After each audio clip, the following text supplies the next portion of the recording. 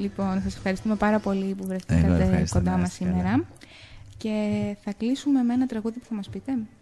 Άμα θέλετε, να σας πω. Τι θα μας πείτε? Λοιπόν, παίξουμε τα σημάδια. Λοιπόν, να πούμε ότι είναι μαζί και ο Στράτος Πιλιοτόπουλος, ο οποίος μου άφησε όλα τα χαρτιά έτσι. Θα το βρούμε όμως. Λοιπόν, θα βάλουμε λίγο τα ακουστικά, γιατί δεν πρόκειται να ακούσουμε διαφορετικά.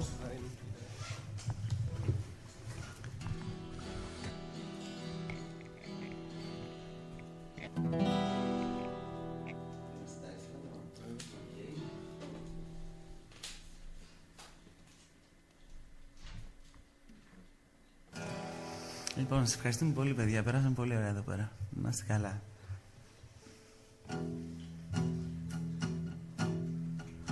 Είναι μέρες που δεν θέλω τον ήλιο να δικρίζω σε ένα τέλειωτο ταξίδι.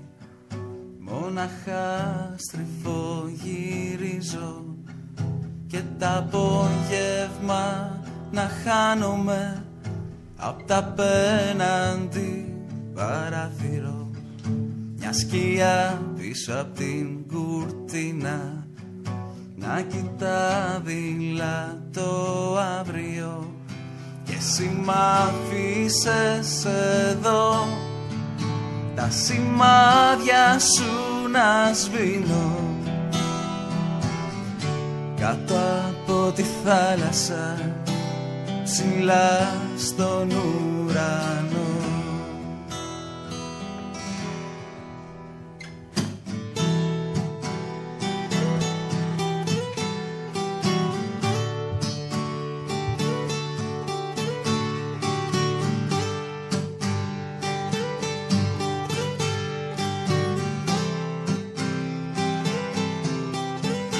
Είναι μέρες που δεν θέλω σ' αυτή την πόλη να γυρνάω.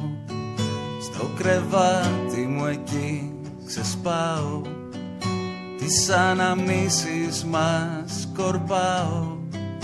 Και μετά με πιάνουν κλάματα που δεν είσαι εδώ μαζί μου, που δεν άντεξες και έφυγες μακριά από τη ζωή μου. Ξέρουμε. Για ακούσω.